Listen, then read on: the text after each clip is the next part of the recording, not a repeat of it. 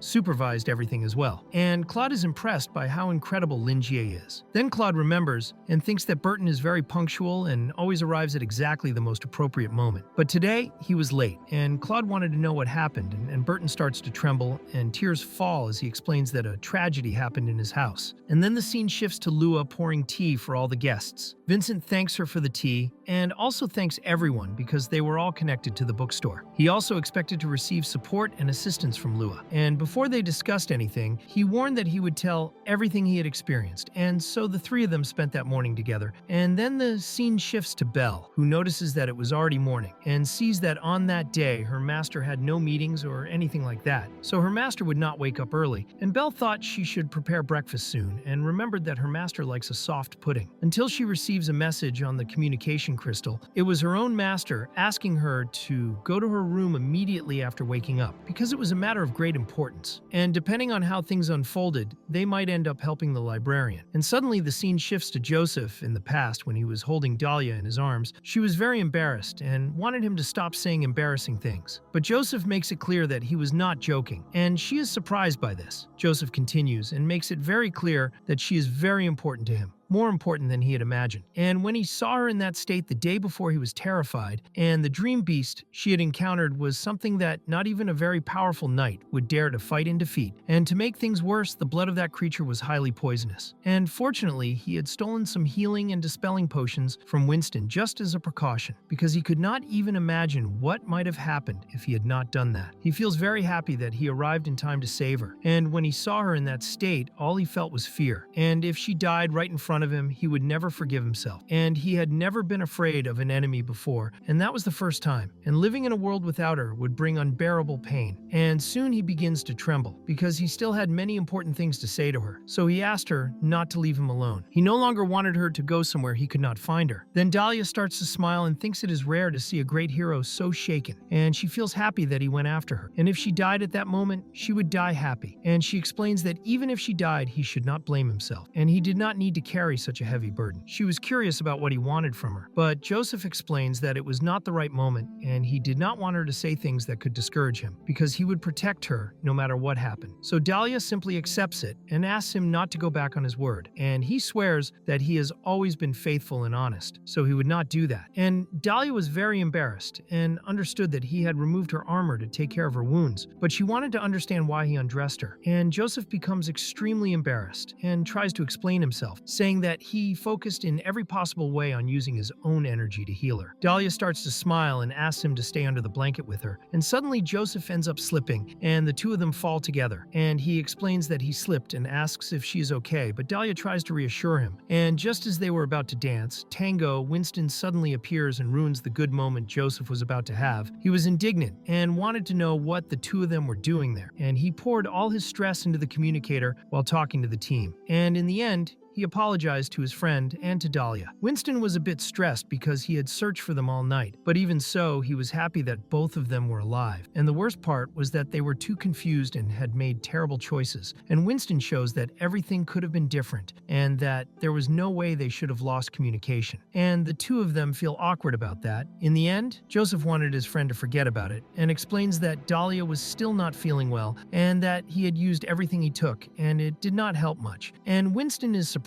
because all the items were high quality. Then he realizes that Joseph really had stolen his entire stock, and he checks Dahlia, and she had a fever, and Joseph had no idea what that was. And to make things worse, she also did not know. And Winston is shocked because it seemed like the two of them were children, so he gives a brief explanation. Dahlia is still in shock even after Winston explains, and she still believes she is on the verge of death. But Winston explains that everything she was feeling were just typical symptoms of a fever. Joseph feels relieved knowing that she was not dying, and Winston sees no difficulty in the situation and thinks he should have just cured the poison, while Dahlia remembers all the moments she had with Joseph, which makes her extremely embarrassed, and the two friends stay there discussing, with Winston wanting to know when Joseph would pay for all the supplies he had taken, and Joseph trying to ask his friend to calm down and saying that they could deal with that later. Winston in the end wanted to know if Joseph had not noticed the back door, and Joseph had no idea what he was talking about, and Winston thought that Dahlia only did not die because she was very lucky, and that Joseph was a danger to anyone. And he explained the map of the place and said it would have been much easier if Joseph had paid attention, because they were in a location where they could have received help. And instead, he only made the poor girl suffer all night night for nothing. Dahlia then realized that such a door really existed, and when she thought about the distance, her eyes widened until she noticed that in the end, there were 3 children there, very afraid. And Dahlia felt embarrassed that the children were seeing that whole conversation. And then a black-haired woman named Ji-Bai introduced herself to them and thanked them for saving the village, and she showed them her eldest son, Jin Bonong. Jin Bonong thanked them, saying that if it were not for the Knights of the Tower of the Secret Instrument, that place would have suffered losses. And Joseph explains that the one who should receive thanks was Dahlia, who had done everything, and he calls Dahlia to present her to the village chief. And when he puts his hand on her shoulder, she becomes extremely embarrassed and punches Joseph in a sensitive spot, explaining that now was not the time for that. Eggs were broken, and the poor man felt unbearable pain, and Dahlia is in shock because she did not do it on purpose and wanted to know if Joseph was okay and tries to explain herself. She quickly apologizes, and all he wanted was for someone to call a doctor for him because he was very dramatic. And Dahlia calms down a little and warns Joseph that when she recovered, she would challenge him again. And if she won, she had something very important to tell him, and she would make sure to say what was in her heart. She also wanted him to say what he had to say to her. Ji-Bai wanted to know from Winston if those two had some kind of rivalry, and Winston did not even want to explain what was really going on. And he already imagined what was going through Joseph's head, who wanted to challenge her again after recovering from that brutal pain. And Joseph soon thought that he needed to train more to become weaker, which leaves Winston extremely shocked, and Joseph wanted to know from Winston how he could train and become weak like his friend. Winston quickly grabs Jin Bonong and tells him to hold on tight and not let go. Then Joseph smiles and starts running, while Winston, with a lot of anger in his heart, runs after him, making it clear that he would crush his head and show who was weak. And while Joseph has fun running from his friend, the scene shifts to him in the present, where he was much older and a long time had passed, and he had even forgotten that that day was Valentine's Day. In the end, everything he promised her, he unfortunately never managed to fulfill, and he did not even manage to keep the promise of telling her what he truly felt. He also failed to keep the promise to protect her and never let her face danger, and even the shining title of Great Knight of Glory that they would have conquered together. He laments and apologizes to his deceased wife and thinks he is a failure for not having kept his word, until the spirit of Dahlia appears and asks him not to blame himself so much, saying that he had done his best. And in the reflection of the glass, he sees himself younger, where Dahlia wanted Joseph to go to sleep because it was already late, and no matter what happened, she would always love him, which leaves him very shaken. And he looks to the side but sees no one there, and soon the radio in his house plays a special Valentine's Day song meant for all those who lost something precious, and Joseph obviously begins to suffer. Then the scene shifts to Belle running to where her master was. She was worried because it was an emergency, and she passes through the active ether defense membrane. She quickly apologizes to her master for entering like that, until she is surprised to see Cherry in a white dress. And Cherry sees her servant like that and becomes embarrassed, not understanding why Belle was not properly dressed, and thinking it was completely awkward. Belle explains that a maid outfit is not very quick to put on, and that was why she decided to go straight to her master to see what she could do about the emergency. Cherry makes it clear that she could not do that again, and asks her to go get dressed properly. But Belle wanted to know what had happened, and the other two branch leaders were making suspicious moves against Cherry. The Ash Chamber of Commerce is a business organization formed by the Union of Elven Families. Cherry's family was the largest shareholder, but the other two were always acting behind the scenes, especially Hoffman from the Saphira family, against whom she wanted to obtain evidence to expose him, but it had not succeeded yet. And there was also Congreve, who had been doing reckless things, and Cherry remained on guard against all unusual movements.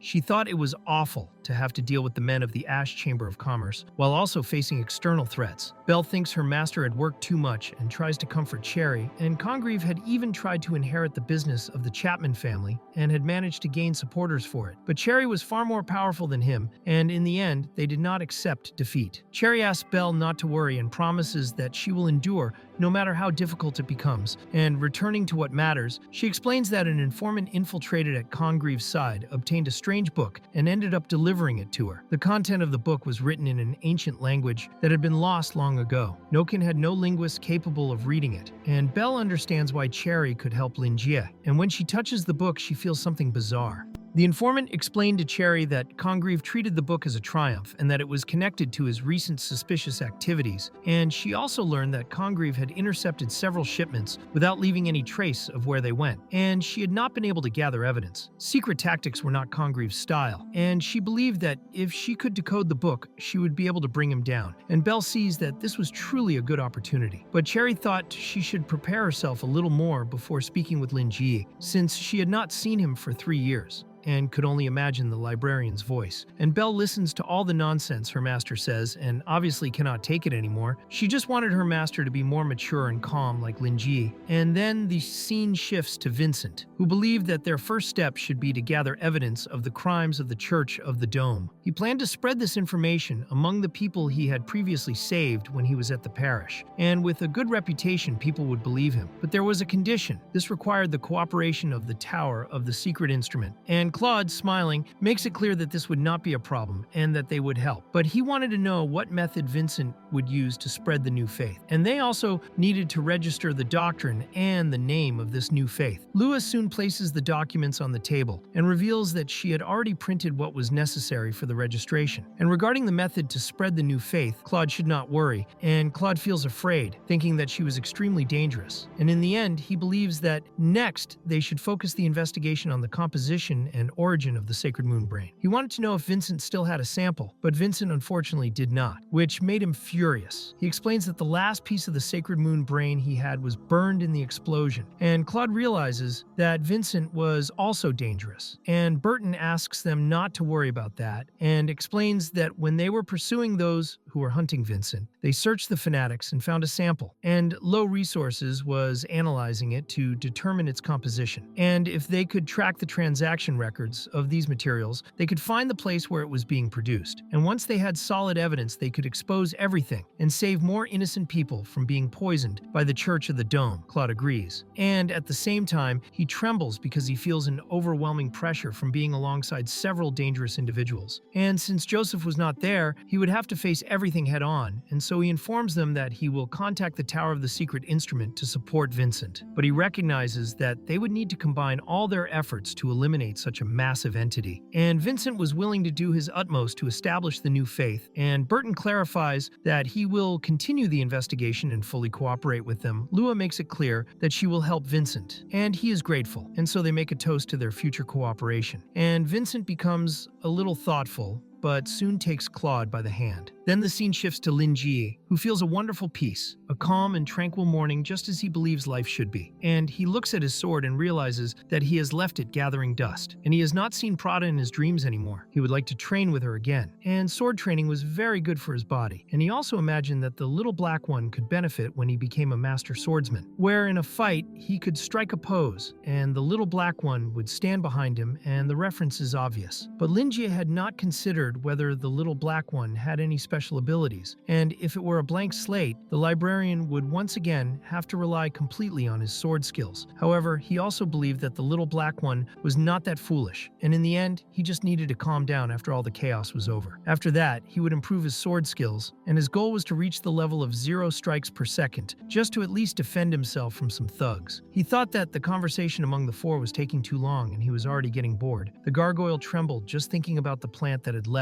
and abandoned him there, until he notices his communicator and sees that it was a call from Cherry. Lingi is caught by surprise and remembers when he had briefly spoken with her maid, so the librarian believed that Cherry's problems had been resolved for her to be contacting him, and after he answers the call, Lingi hears Cherry's voice and thinks it is very cute the way she speaks. Because she gave off a childish energy, her tone felt urgent, and she quickly explained that it had been a long time since they last spoke, and Cherry immediately reacted with visible tension, while Lingi wanted to know if she needed his help, but she stayed silent for a moment, which left him confused. And then Belle apologized and explained that her boss was dealing with some problems, and through the call he could hear that Cherry seemed to have fainted. After she recovered, she explained to Lingi that she had gotten herself into trouble and that her informant had obtained a book that belonged to her brother, and no one was able to understand what was written in it, so she needed his help. And Lingi became thoughtful about Congreve, knowing that Cherry had reached a very high position in the Ash Chamber of Commerce through her own efforts. But he also believed that some of it came from her father's favoritism, and even though she was an illegitimate illegitimate daughter, her path had never been easy. She had many ambitious siblings who were eager to take her position. So Lingi believed that Congreve's book probably contained something that could harm him, and that was why she was asking for help. And even though she showed trust in him, Lingi thought she was surrounded by many capable people, almost like a gathering of legendary talents. And compared to them, he saw himself as just a bookstore owner and could not understand how he could help her. So he explained that he could try, but reminded her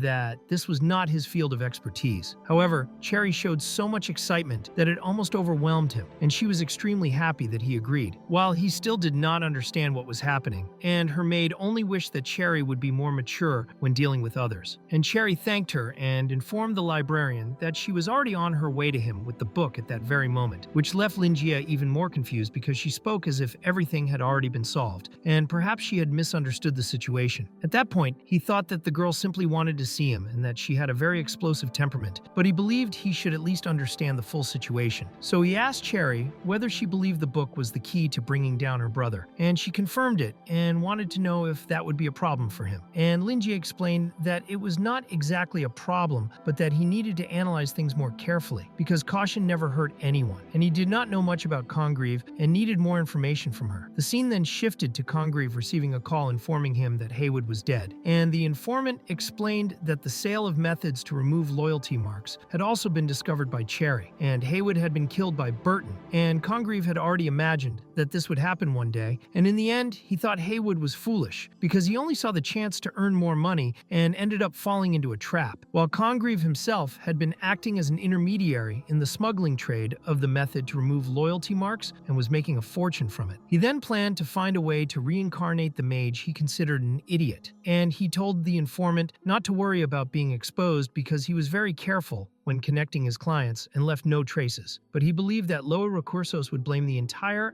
Ash Chamber of Commerce and that a war would begin sooner or later. And he complained that he had not yet gotten rid of his sister because everything would be much easier for him if he had. While the servant on the communicator thought his master should remain calm, since no one would imagine that Cherry would suddenly show so much talent. Congreve was a cruel man, and he casually pressed the burning end of his cigar into the mouth of a slave, making it clear that his sister had no real talent and had only succeeded because of help from the bookstore owner, and that everything she did only caused his profits to fall. And he looked at the slave and thought she was useless, even as an ashtray. So he ordered his soldiers to get rid of her, and the poor slave became terrified as he instructed the soldiers to marinate her meat very well for dinner, ordering a banquet because he was expecting the presence of the border count. The preparation technique had to be perfect, with no mistakes, and the slave became desperate and begged Congreve not to do it, promising she would never make mistakes again, while the other slaves were horrified, and Congreve, holding his glass of drink, felt that he finally had some peace, and he asked the servant on the communicator whether they had already obtained the book, and the informant confirmed it, explaining that Cherry still believed the book was the key to Congreve's downfall. Cherry's brother found this very amusing, and believed that she had already gone to consult the bookstore owner, and in the end, he thought his sister had summoned an existence far beyond her reach, and that she would soon face what happens to those who offend such an existence. And Congreve was eager to see her expression when he completely crushed her, because then he would obtain the treasure he had always desired, which was her maid. The scene then shifted back to Lingi, who was receiving information about Congreve, learning that Congreve had connections with many important figures and never hid his desires. And Cherry stated that Congreve had always held a grudge against her because she became vice president of the Ash Chamber of Commerce. And in the end, he gathered several people to oppose her, with movements becoming worse recently, and the informant had told her that the book was Congreve's ace. Cherry believed that the book was connected to his recent strange activities, so she asked Lingi for help because the book was written in a very ancient language, and recently Congreve had intercepted several shipments of goods, but where those goods were taken was unknown, and he did this in a very secretive way, and her informant was unable to obtain solid clues about the products, with rumors saying that Congreve was arranging safe locations and sessions for some kind of illegal organization, but she thought that was unlikely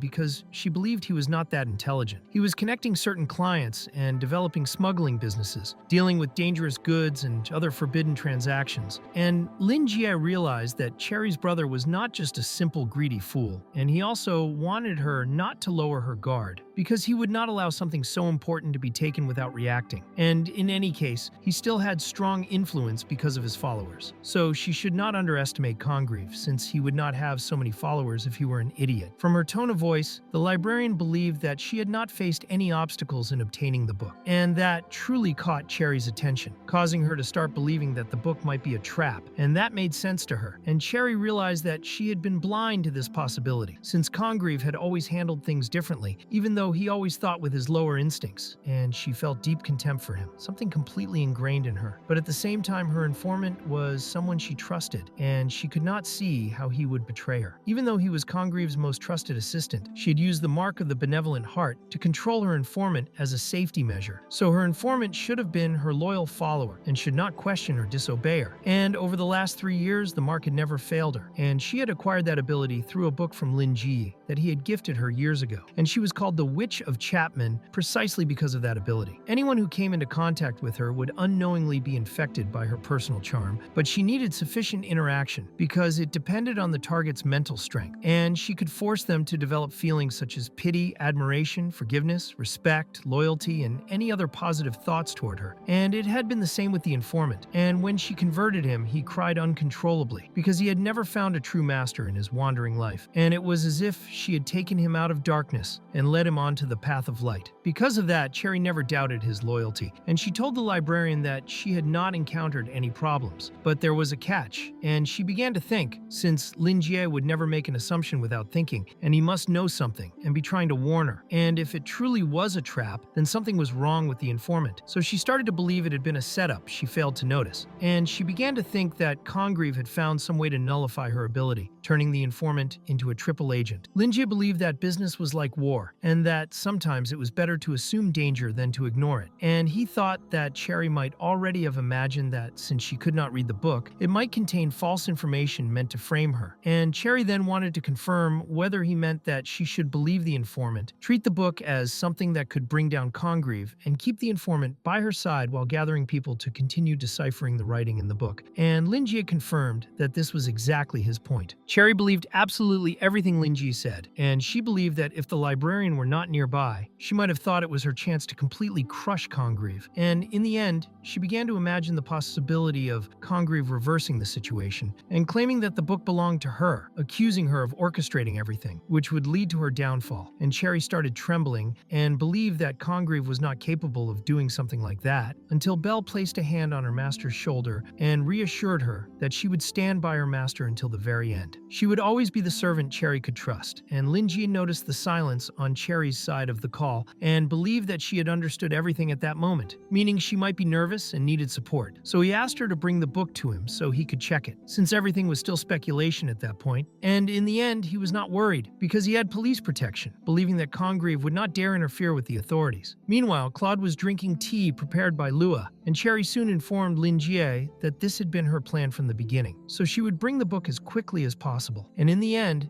Cherry thought that even if Congreve was plotting something, it seemed that he had finally gathered the courage to act, which she found very impressive, and her expression quickly became psychopathic, making it clear that she would make Congreve understand the true meaning of pain. The librarian felt that this was not a good sign, and years spent in high society had caused Cherry to develop cruel attitudes, and back when he first met her, he had given her a good book so that she would not treat ordinary people as mere tools, since she was a noble. And as he reflected on that book he had given her, he had hoped it would plant a seed of love in her heart. The book was called Nonviolent Communication, and despite everything, he felt that it might have had the opposite effect. Lingi knew that educating the young was the responsibility of adults, and he could not allow Cherry to walk down the wrong path, so he needed to help her. And in that way, he asked whether Cherry remembered what he had told her before, and Cherry explained that she could never forget his teachings, where he had taught her to use love and wise words to communicate gently with others, and to never resort to violence unless she truly could not restrain herself. And Lingi was not entirely sure